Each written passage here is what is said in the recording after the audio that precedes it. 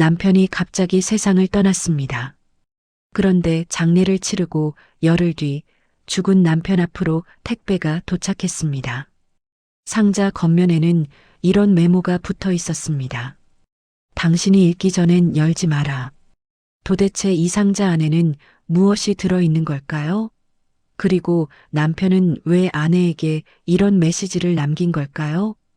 오늘 이야기는 한 여인이 마주한 충격적인 진실에 관한 것입니다. 끝까지 시청하시면 반전에 놀라실 거예요.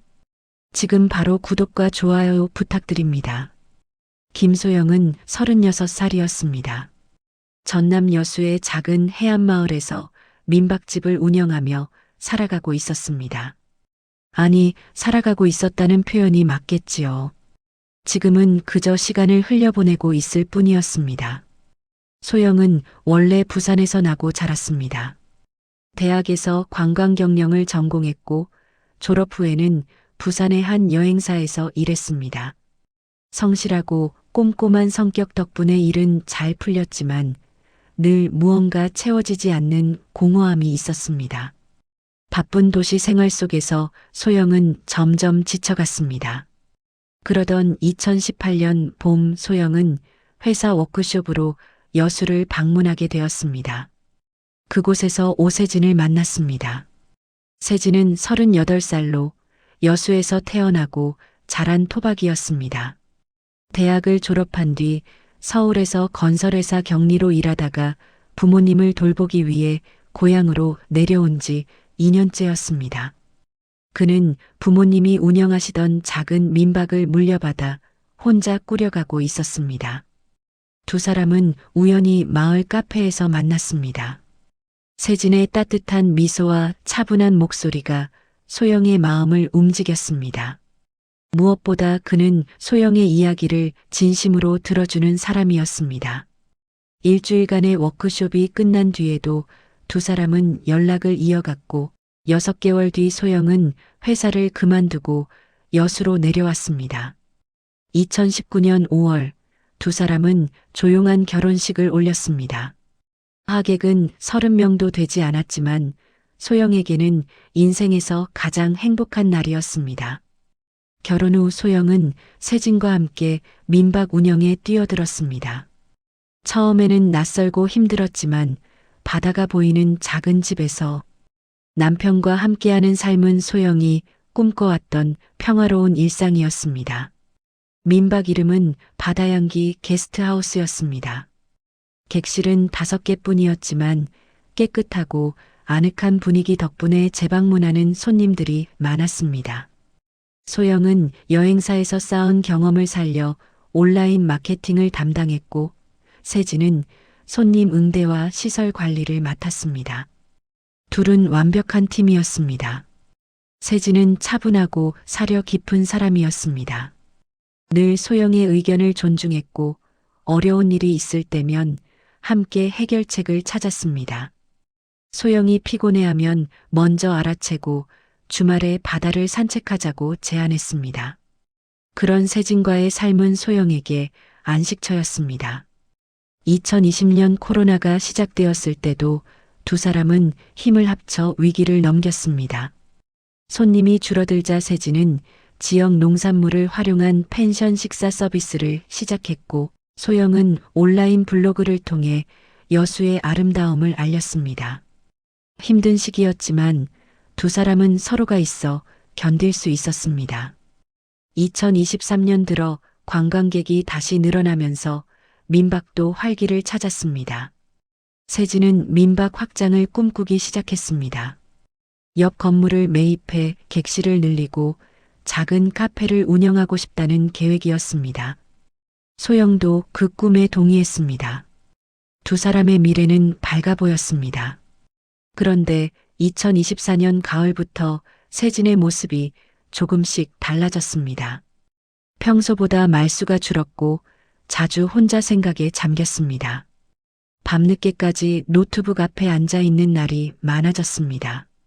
소영이 무슨 일이냐고 물으면 세진은 민박 확장 문제로 서류를 정리하는 중이라며 웃어넘겼습니다. 소영은 남편이 확장 사업 때문에 스트레스를 받는다고 생각했습니다. 2024년 12월 15일 새벽, 세진은 교통사고로 세상을 떠났습니다. 여수 외곽 국도에서 차량이 가드레일을 들이받았고 세진은 즉사했습니다. 경찰은 졸음운전 추정사고라고 발표했습니다. 소영의 세상은 그날 무너졌습니다. 장례는 빠르게 진행되었습니다. 세진의 친구들과 마을 사람들이 조문을 왔습니다. 민박 확장 문제를 도와주겠다며 자주 찾아오던 마을 이장 박기란도 깊은 애도를 표했습니다. 하지만 소영은 아무것도 기억나지 않았습니다. 그저 시간이 흐르기만을 기다렸습니다. 장례가 끝나고 열흘이 지난 2024년 12월 28일 오후 소영은 민박 현관 앞에 놓인 택배 상자를 발견했습니다. 크기는 신발 상자 정도였고 갈색 포장지로 단단히 감싸여 있었습니다. 수취인 이름은 오세진이었습니다. 소영의 손이 떨렸습니다. 죽은 남편 앞으로 온 택배라니. 발신인은 적혀 있지 않았습니다. 상자 겉면에는 작은 메모지가 테이프로 붙어 있었습니다. 삐뚤삐뚤한 글씨로 이렇게 적혀 있었습니다. 소영 씨, 당신이 이 편지를 읽기 전엔 상자를 열지 마세요. 그 아래에는 또 다른 메모가 있었습니다. 안전한 곳에 보관하고 혼자 있을 때 여세요. 누구에게도 말하지 마세요. 소영은 상자를 안고 집 안으로 들어왔습니다. 거실 소파에 앉아 한참을 상자만 바라보았습니다. 도대체 이게 무엇일까요? 세진이 생전에 준비한 것일까요? 아니면 누군가 세진의 이름을 빌려보낸 것일까요? 소영은 상자를 열지 않았습니다. 열 수가 없었습니다. 남편이 떠난 지 이제 겨우 2주. 소영은 아직 세진의 죽음을 받아들이지 못하고 있었습니다. 이 상자를 열면 또 다른 고통이 기다리고 있을 것 같았습니다. 그날 밤 소영은 상자를 침실 옷장 깊숙한 곳에 숨겼습니다. 그리고 이불을 뒤집어 쓴 채 잠들려 애썼습니다. 하지만 잠은 오지 않았습니다. 머릿속에는 온통 그 상자 생각뿐이었습니다. 이틀 뒤, 사흘 뒤, 일주일이 지났습니다.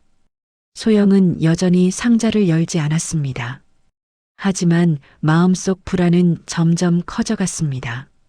잊고 싶은 기억과 알고 싶지 않은 진실. 그 사이에서 소영은 매일 밤 악몽에 시달렸습니다. 그리고 소영은 아직 몰랐습니다. 그 상자 안에 남편의 마지막 진실이 담겨 있다는 것을, 그리고 그 진실이 소영의 삶을 완전히 바꿔놓게 될 것이라는 것을 말입니다. 소영은 결국 상자를 열기로 결심했습니다. 2025년 1월 5일 저녁이었습니다. 민박에는 손님이 없었습니다. 연초라 예약이 뜸한 시기였지요. 소영은 모든 문을 잠그고 거실 불을 켰습니다. 상자를 꺼내 테이블 위에 올려놓았습니다. 테이프를 뜯는 손이 떨렸습니다. 소영은 잠시 숨을 고르고 천천히 포장을 벗겼습니다. 상자 안에는 3가지가 들어 있었습니다. 낡은 다이어리 한 권, 검은색 USB 하나, 그리고 작은 열쇠였습니다. 소영은 먼저 다이어리를 집어들었습니다. 검은색 가죽 표지에 작은 수첩이었습니다. 세진의 글씨였습니다. 첫 페이지를 펼치는 순간 소영의 손이 멈췄습니다. 소영아, 이 글을 읽고 있다면 내가 이미 세상에 없다는 뜻이겠지. 미안해. 정말 미안해. 소영의 눈에서 눈물이 흘러내렸습니다. 남편의 글씨를 보는 것만으로도 가슴이 무너져 내렸습니다. 하지만 소영은 다음 장을 넘겼습니다. 다이어리는 2023년 9월부터 시작되었습니다. 세진이 민박 확장을 계획하던 시기였습니다. 9월 12일, 박기란 이장님이 민박 확장에 필요한 토지 매입을 도와주겠다고 하셨다. 이 마을에서 30년을 사신 분이니 믿어도 될 것 같다. 10월 5일, 이장님이 좋은 땅이 나왔다며 서류를 보여주셨다. 시세보다 싸다고 하셨다. 하지만 소유주 정보가 이상하다. 법인 명의인데 대표자가 여러 번 바뀌었다. 10월 20일.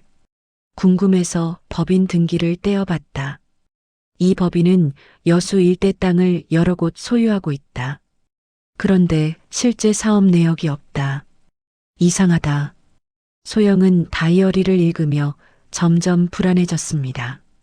세진이 무언가를 조사하고 있었다는 사실을 처음 알았습니다. 소영은 남편이 단순히 민박 확장만 준비하는 줄 알았습니다. 하지만 세진은 훨씬 더 깊은 곳을 파고들고 있었습니다. 11월 3일. 기란 이장님과 함께 땅을 보러 갔다. 그곳에서 낯선 남자 2명을 만났다.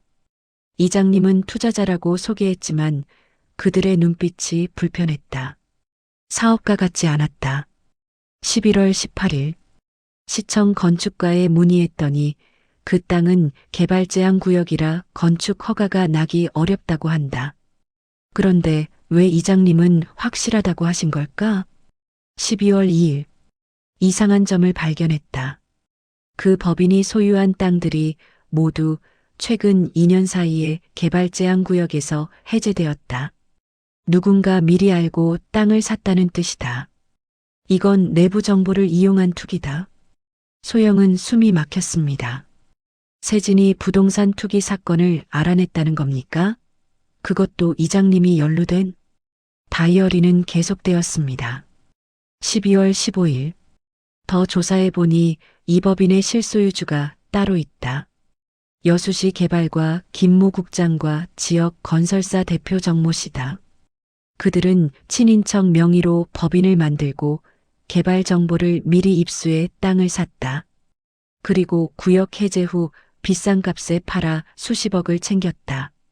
12월 20일. 박기란 이장은 이들의 중간 다리 역할을 했다. 마을 사람들에게 헐값에 땅을 팔라고 설득하고 그 대가로 수수료를 받았다. 나를 끌어들이려 한 이유도 민박 확장이 아니라 내 땅이 필요했기 때문이다. 소영의 손이 떨렸습니다. 세진의 글씨도 이 즈음부터 흔들리기 시작했습니다. 12월 27일. 오늘 낯선 차가 민박 앞에 멈춰섰다. 1시간 동안 서 있다가 갔다. 나를 감시하는 것 같다. 12월 29일. 기란 이장이 찾아왔다. 토지 계약서에 도장을 찍으라고 재촉했다. 거절했더니 표정이 싸늘하게 변했다. 생각 좀 해보시죠라는 말이 협박처럼 들렸다. 1월 3일. 전화로 협박을 받았다.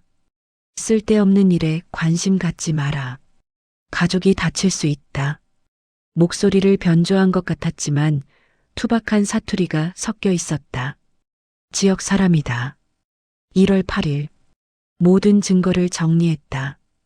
토지 매매 계약서, 법인 등기부, 계좌 이체 내역, 녹취 파일, USB에 담아뒀다. 만약 내게 무슨 일이 생기면 소영이가 이걸 찾을 것이다. 소영은 다이어리를 덮었습니다. 숨을 쉴 수가 없었습니다. 세진의 마지막 기록은 1월 10일이었습니다. 그리고 사흘 후인 1월 13일, 세진은 교통사고로 죽었습니다. 아니, 죽임을 당했습니다. 소영은 USB를 집어들었습니다. 노트북을 켜고 파일을 열었습니다. 폴더 안에는 수십 개의 문서와 사진, 그리고 동영상 파일이 있었습니다. 첫 번째 파일은 토지거래 내역서였습니다. 2022년부터 2024년까지 여수 일대에서 거래된 땅 목록이었습니다. 모두 개발 제한 구역이 해제되기 직전에 매입되었고 해제 후 몇 배의 가격으로 팔렸습니다. 거래 금액만 해도 200억 원이 넘었습니다. 두 번째 파일은 계좌 이체 내역이었습니다. 법인 계좌에서 여러 개인 계좌로 돈이 흘러갔습니다. 그중 하나가 박기란의 계좌였습니다. 3년간 받은 돈이 12억 원에 달했습니다. 세 번째 파일은 녹취 파일이었습니다. 소영은 재생 버튼을 눌렀습니다. 이장님, 이 땅은 제가 못 팔겠습니다. 세진의 목소리였습니다. 소영의 가슴이 철렁 내려앉았습니다. 오 사장님, 왜 그러십니까? 좋은 조건인데. 박기란의 목소리였습니다. 평소 친절하던 말투와는 달리 차갑게 가라앉아 있었습니다. 이 땅이 곧 개발 제한 구역에서 풀린다는 거 알고 계시죠? 그게 무슨 말씀이신지 제가 다 알아봤습니다. 시청 국장님하고 건설사 대표님이 미리 정보를 받고 땅을 사신 거 맞죠?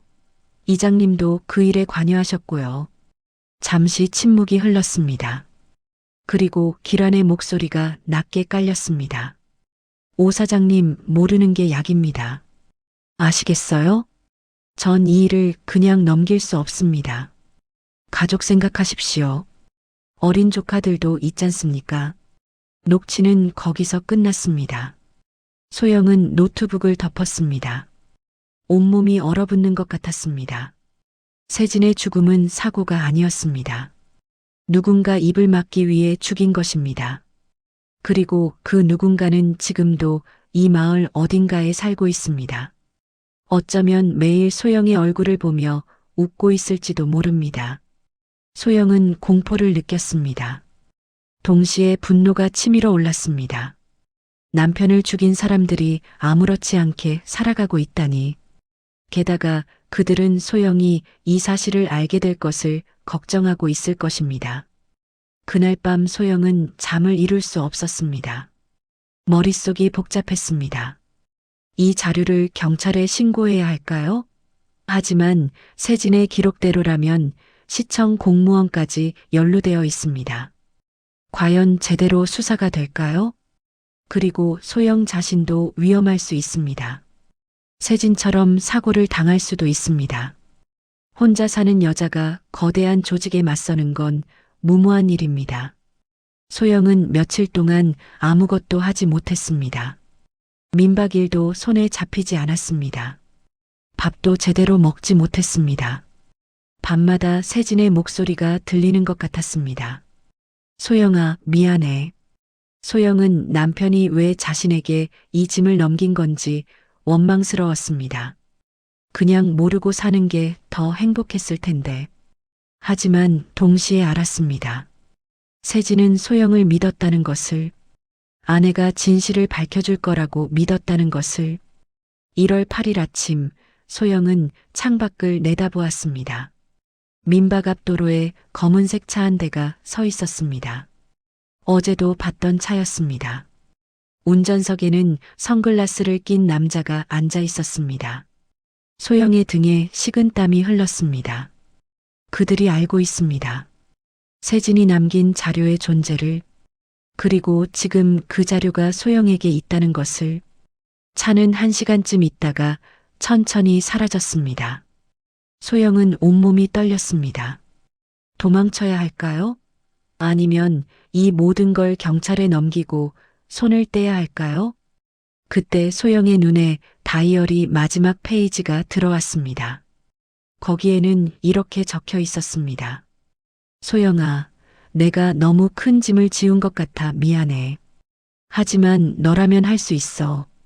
넌 내가 아는 사람 중 가장 용감한 사람이니까.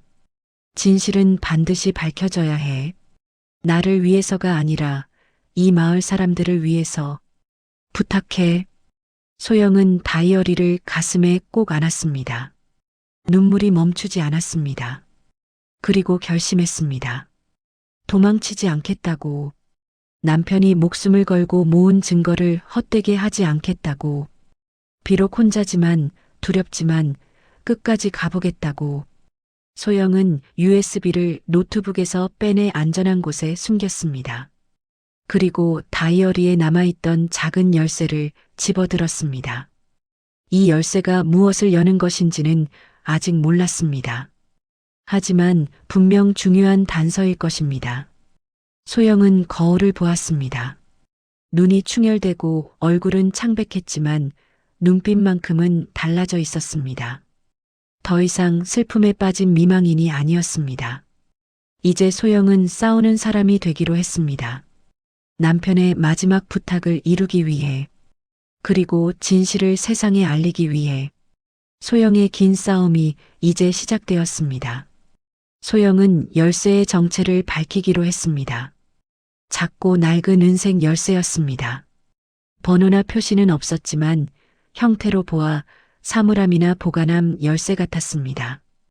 1월 9일 아침 소영은 세진이 자주 가던 곳들을 떠올렸습니다. 은행, 우체국, 헬스장, 마을회관. 그중 가장 가능성이 높은 곳은 여수 시내에 있는 민간 보관함 업체였습니다. 세진이 몇 달 전 그곳 전단지를 가져온 적이 있었습니다. 소영은 외출 준비를 했습니다. 그런데 현관문을 열려는 순간 멈칫했습니다. 어제 본 검은 차가 또 서 있었습니다. 이번에는 2대였습니다. 소영의 심장이 빠르게 뛰었습니다. 하지만 물러설 수 없었습니다. 소영은 가방에 USB를 넣고 다이어리는 집에 숨겨두었습니다. 만약의 상황을 대비해 증거를 분산시켜야 했습니다. 소영은 용기를 내어 민방 문을 나섰습니다. 검은 차의 남자들이 소영을 쳐다봤습니다. 소영은 애써 태어난 척 걸었습니다. 버스 정류장까지 5분 거리였습니다. 뒤에서 시선이 느껴졌지만 소영은 뒤돌아보지 않았습니다. 버스에 올라 시내로 향했습니다. 40분쯤 걸렸습니다. 보관함 업체는 여수시청 근처에 있었습니다. 소영은 건물 안으로 들어가 직원에게 물었습니다. 혹시 오세진이라는 이름으로 보관함을 이용하고 계신가요? 직원이 컴퓨터를 확인했습니다. 네, 계시네요. 301호입니다. 본인이신가요? 남편입니다. 남편이 돌아가셨어요. 소영은 가족관계 증명서와 사망진단서를 보여줬습니다. 직원은 안타까운 표정을 지었습니다. 조의를 표합니다. 이쪽으로 오세요. 직원이 안내한 곳은 3층이었습니다. 복도 끝에 작은 보관함들이 줄지어 있었습니다. 301호 앞에 섰습니다. 소영은 떨리는 손으로 열쇠를 꺼냈습니다. 찰칵! 보관함이 열렸습니다. 안에는 두꺼운 서류 봉투 하나와 작은 녹음기가 있었습니다. 소영은 숨을 죽이고 봉투를 꺼냈습니다. 봉투 안에는 더 많은 증거가 들어 있었습니다. 토지거래 원본 계약서, 동거래를 증명하는 통장 사본, 그리고 몇 장의 사진이었습니다. 사진 속에는 박기란 이장과 정장을 입은 중년 남자 2명이 식당에서 만나는 모습이 찍혀 있었습니다. 녹음기에는 여러 개의 파일이 저장되어 있었습니다. 소영은 하나를 재생했습니다. 김 국장님, 이번 구역 해제 일정은 언제쯤입니까? 다음 달 시의회에서 통과될 겁니다. 그 전에 땅 정리 끝내세요. 알겠습니다. 그럼 약속한 금액은? 걱정 마십시오. 통장으로 보내드렸습니다. 소영은 녹음을 멈췄습니다. 이건 결정적인 증거였습니다. 세진은 목숨을 걸고 이 모든 걸 모았습니다. 이제 소영이 이걸 어떻게 사용하느냐가 문제였습니다. 소영은 보관함을 잠그고 건물을 나왔습니다. 그런데 밖에서 누군가 기다리고 있었습니다. 검은 차의 남자였습니다. 소영의 얼굴이 하얗게 질렸습니다. 남자가 다가왔습니다. 소영은 뒤로 물러섰습니다. 그때 옆에서 다른 목소리가 들렸습니다. 소영 씨? 소영이 고개를 돌렸습니다. 30대 후반의 여자였습니다. 깔끔한 정장을 입고 있었습니다. 저는 한국일보 여수 지국 기자 정민아입니다. 잠깐 이야기 좀 할 수 있을까요? 검은 차의 남자가 멈칫했습니다. 그리고 천천히 뒤로 물러났습니다. 소영은 안도의 한숨을 쉬었습니다. 어떻게 저를? 오세진 씨가 생전에 저한테 연락했었어요. 여수 부동산 비리에 대한 제보였죠. 만나기로 했는데 그 전에 사고가 났어요. 그래서 계속 지켜보고 있었습니다. 소영의 눈이 커졌습니다. 세진이 기자에게도 연락했다니 남편은 혼자 싸우지 않으려 했습니다. 저한테 증거가 있어요. 소영은 작은 목소리로 말했습니다. 미나가 고개를 끄덕였습니다. 알아요. 그래서 온 겁니다. 안전한 곳으로 가시죠. 두 사람은 근처 카페로 갔습니다. 조용한 구석 자리에 앉았습니다. 소영은 가방에서 USB를 꺼냈습니다. 이 안에 모든 게 들어있어요. 거래 내역, 녹취 파일, 사진. 미나가 USB를 받아들었습니다. 표정이 진지했습니다. 제가 3년 동안 이 사건을 추적했어요. 하지만 결정적인 증거가 없었죠. 이게 있으면 기사화할 수 있어요. 그런데 위험하지 않을까요? 저 사람들이. 걱정 마세요. 이미 여러 곳에 백업해뒀어요. 그리고 기사가 나가면 경찰도 움직일 수밖에 없어요. 소영은 조금 안심이 되었습니다. 혼자가 아니라는 사실이 큰 힘이 되었습니다. 미나는 사흘 동안 자료를 검토했습니다. 그리고 1월 12일 소영에게 연락이 왔습니다. 기사 나갑니다. 내일 아침 일면입니다. 소영의 가슴이 두근거렸습니다. 드디어 세진의 진실이 세상에 알려지는 겁니다. 1월 13일 아침 한국일보 일면에 대서특필되었습니다. 여수 부동산 비리 의혹, 공무원 마이너스 건설사 마이너스 이장, 유착 정황.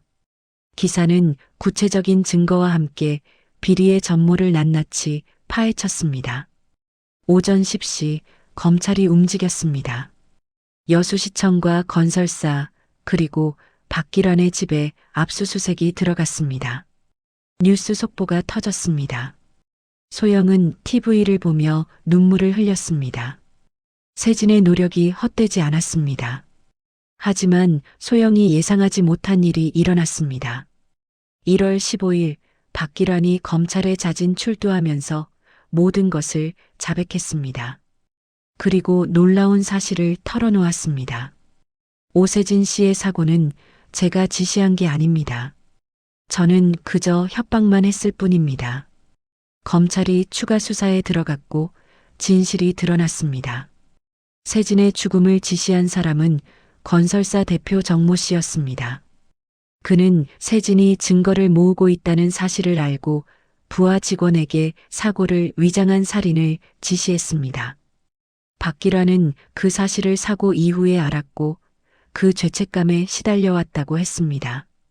기사가 나간 뒤 더 이상 견딜 수 없어 자백을 결심했다는 것이었습니다. 소영 씨한테 너무 미안합니다. 오 사장님이 저한테 말렸어야 했는데 제 욕심 때문에 좋은 사람을 잃었습니다. 법정에서 박기란은 고개를 숙인 채 말했습니다. 소영은 방청석에 앉아 그 모습을 지켜봤습니다. 분노보다는 허무함이 밀려왔습니다. 재판은 빠르게 진행되었습니다. 증거가 명확했기 때문입니다. 건설사 대표는 살인교사죄로 징역 20년, 시청국장은 뇌물수수와 직권남용으로 징역 7년, 박기란은 뇌물수수 방조로 징역 3년을 선고받았습니다. 그리고 더 큰 변화가 일어났습니다. 여수시는 부동산 거래 감시 시스템을 강화했습니다. 다른 지역에서도 유사한 비리가 없는지 전수조사가 시작되었습니다. 세진의 희생이 더 큰 변화를 만들어낸 것입니다. 2월 말 소영은 민박 앞 바다를 바라보며 서 있었습니다. 겨울 바다는 여전히 차가웠지만 봄이 오고 있다는 걸 느낄 수 있었습니다. 미나 기자가 찾아왔습니다. 소영 씨, 오세진 씨 덕분에 많은 게 바뀌었어요. 이 기사로 제가 언론상도 받았어요. 세진이가 기뻐할 것 같아요. 소영이 작게 웃었습니다. 처음으로 남편을 떠올리며 웃을 수 있었습니다. 소영 씨는 어떻게 지낼 거예요? 민박을 계속할 거예요. 세진이랑 함께 꿈꿨던 곳이니까요. 조금 시간이 걸리겠지만 천천히 다시 시작하려고요. 소영은 가방에서 세진의 다이어리를 꺼냈습니다. 마지막 페이지를 펼쳤습니다. 소영아, 너라면 할 수 있어. 소영은 다이어리를 가슴에 안았습니다. 이제 알 수 있었습니다. 세진이 왜 이 짐을 자신에게 넘겼는지 아내를 믿었기 때문입니다. 그리고 소영은 그 믿음에 답했습니다. 여보, 약속 지켰어요. 바닷바람이 소영의 머리카락을 흩날렸습니다. 눈물이 흘렀지만 이번에는 슬픔의 눈물이 아니었습니다. 해냈다는 안도감과 남편에 대한 그리움과 앞으로 살아갈 용기가 섞인 눈물이었습니다. 소영은 민박으로 돌아왔습니다.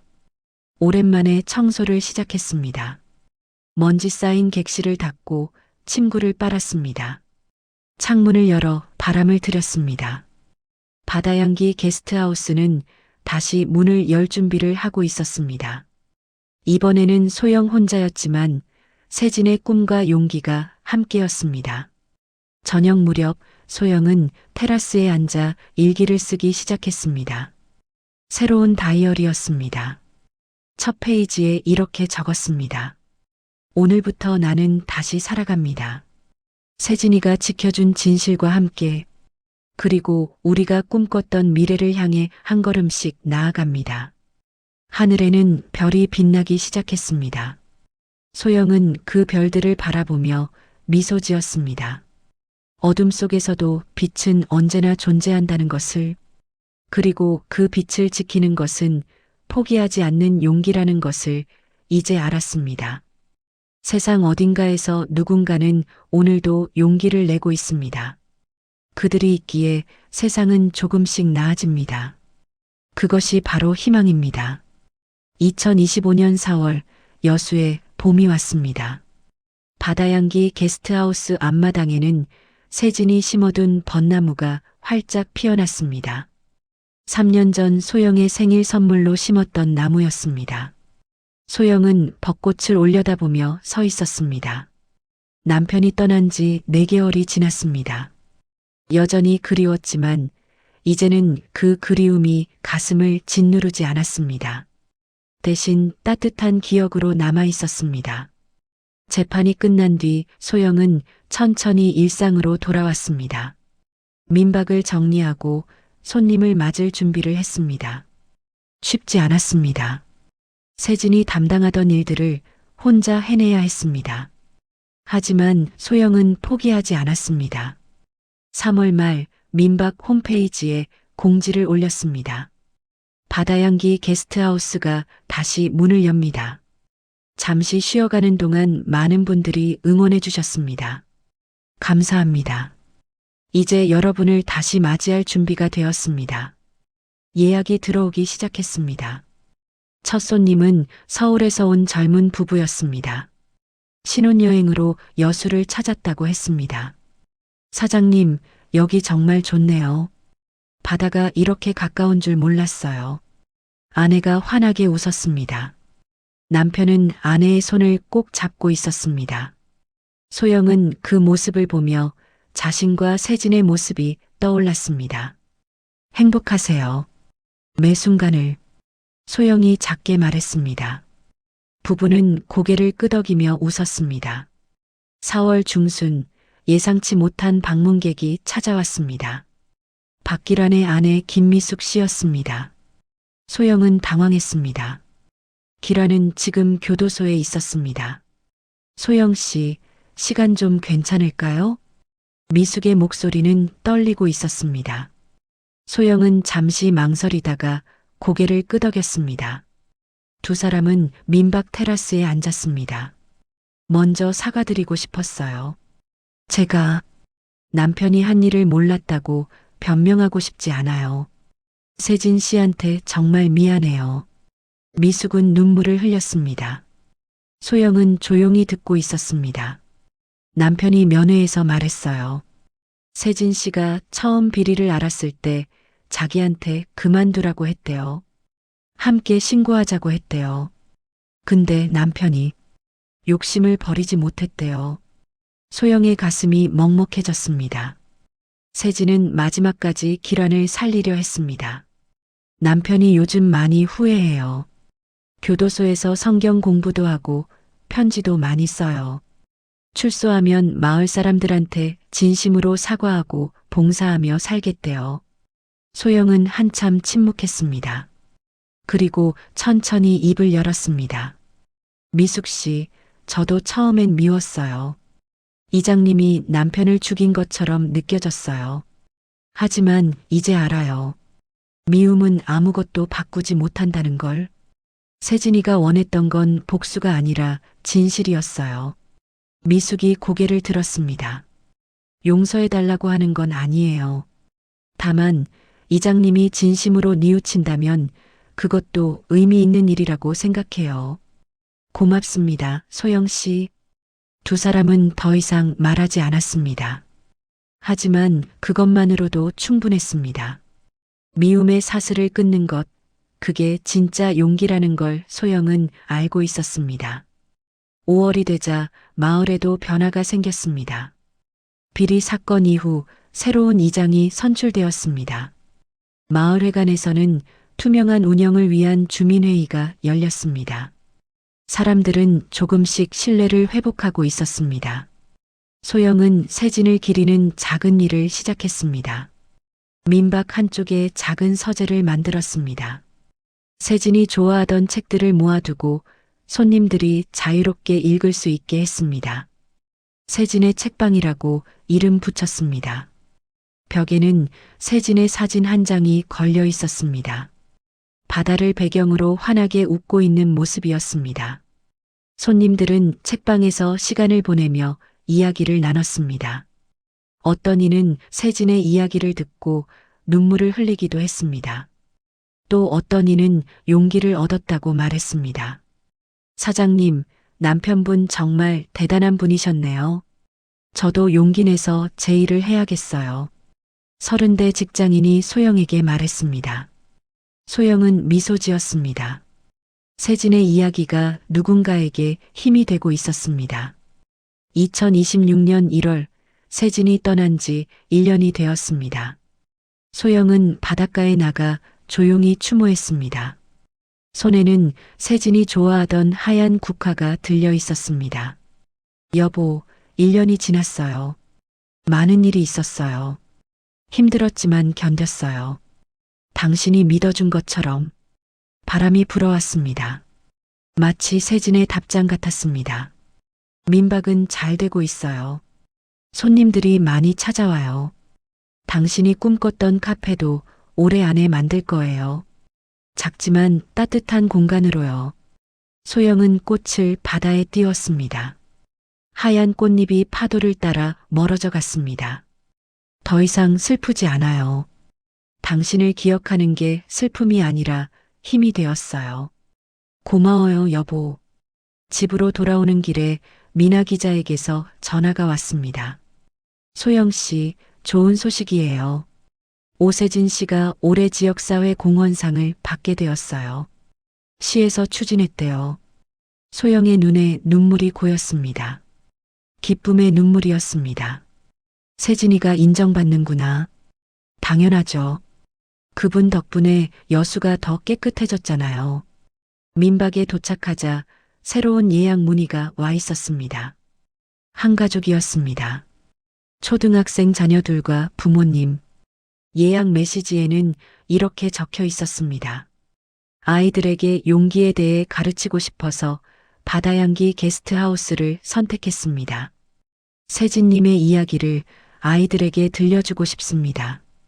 소영은 답장을 보냈습니다. 환영합니다.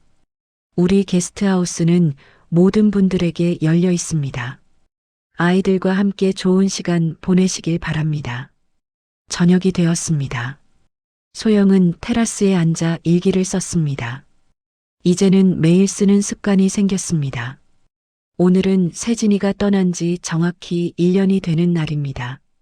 작년 이맘때 난 세상이 무너진 줄 알았습니다. 하지만 이제 알았습니다. 사랑하는 사람을 잃는다는 건 그 사람과의 추억까지 잃는 게 아니라는 것을, 오히려 그 사랑이 나를 더 강하게 만든다는 것을. 세진이는 내 곁에 없지만 내 안에 살아 있습니다. 그의 용기가 나를 지탱하고 그의 꿈이 나를 앞으로 나아가게 합니다. 앞으로도 난 이곳에서 사람들을 맞이할 것입니다. 그리고 세진이의 이야기를 전할 것입니다. 진실을 위해 싸운 한 사람의 이야기를. 그것이 내가 세진이를 사랑하는 방법입니다. 소영은 일기장을 덮고 하늘을 올려다보았습니다. 별이 총총히 빛나고 있었습니다. 그중 가장 밝은 별 하나가 소영을 내려다보는 것 같았습니다. 잘 자요, 여보. 난 괜찮아요. 이제 정말 괜찮아요. 바다에서 파도 소리가 들려왔습니다. 리듬처럼 반복되는 소리. 삶은 계속된다는 것을 말해주는 소리. 소영은 그 소리를 들으며 평화를 느꼈습니다. 내일이면 새로운 손님이 올 것입니다. 그들은 또 다른 이야기를 가지고 올 것입니다. 소영은 그들을 맞이하고 바다향기 게스트하우스에서의 시간을 함께 나눌 것입니다. 삶은 계속됩니다. 사랑도 계속됩니다. 그리고 희망도 계속됩니다. 그것이 소영이 배운 진실입니다.